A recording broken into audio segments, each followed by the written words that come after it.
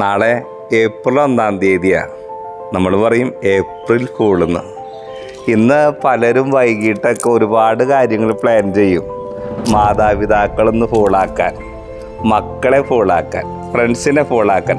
കുറേ വർഷങ്ങളായിട്ട് നമ്മളിങ്ങനെ ഏപ്രിൽ ഫൂളിന് കുറേ ആളുകൾക്കും കുറേ മാതാപിതാക്കൾക്കും കൂട്ടുകാർക്കൊക്കെ ഓരോ പണികൾ കൊടുക്കാൻ വേണ്ടി ഓരോ കാര്യങ്ങൾ പ്ലാൻ ചെയ്യണം. ഏപ്രിൽ 1-ാം തീയതിയുടെ തലേ ദിവസമാണ്. പക്ഷെ നമുക്ക് ഏപ്രിൽ ഫൂൾ എന്ന് കേൾക്കുമ്പോൾ ഒരു വിഡ്ഢി ദിനമെന്ന് മലയാളത്തിൽ പറയും. പക്ഷേ ഇതെന്താണെന്ന് കൃത്യമായിട്ട് ചിലപ്പോൾ നമുക്കെല്ലാവർക്കും അറിയണമെന്നില്ല. അതിന് ഒരുപാട് കാര്യങ്ങൾ ഏപ്രിൽ 1-നെ കുറിച്ച് പറയുന്നതിൽ കലണ്ടറുമായിട്ട് കുറേ കൂടിയൊക്കെ സാമ്യം വരുന്നൊരു കഥ പോലെയുണ്ട്. ഇങ്ങനെ ഗ്രിഗറി 13-ാമൻ മാർപ്പാപ്പ നിലവിലുണ്ടായിരുന്ന ജൂലിയൻ കലണ്ടറിനെ ഗ്രിഗോറിയൻ കലണ്ടറാക്കി മാറ്റി. ഈ ജൂലിയൻ കലണ്ടറിൽ ഏപ്രിൽ 1-ാം തീയതി ആയിരുന്നു പുതുവർഷമായി ആഘോഷിച്ചിരുന്നത്.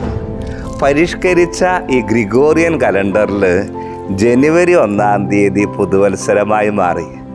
1582 ഫ്രാൻസിലാണ് ഈ മാറ്റം ഉണ്ടായത്. അന്ന് ആശയവിനിമയ മേഖലകളൊക്കെ ഒരുപാട് വികസിക്കാത്ത കാലഘട്ടത്തിൽ ഇതെല്ലാ ജനങ്ങളിലേക്കും വാർത്ത എത്തിക്കാണണമെന്നില്ലല്ലോ.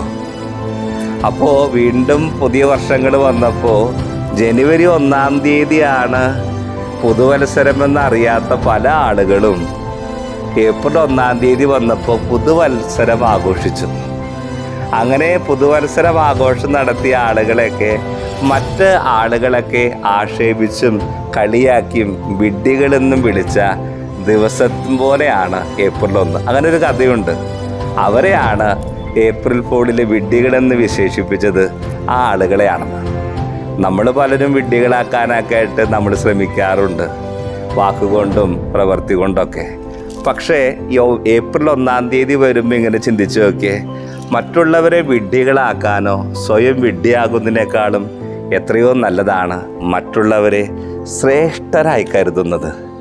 അവരെ ശ്രേഷ്ഠമായി കരുതുമ്പോൾ നമ്മളും ശ്രേഷ്ഠതയുള്ളവരായി മാറുകയാണ്.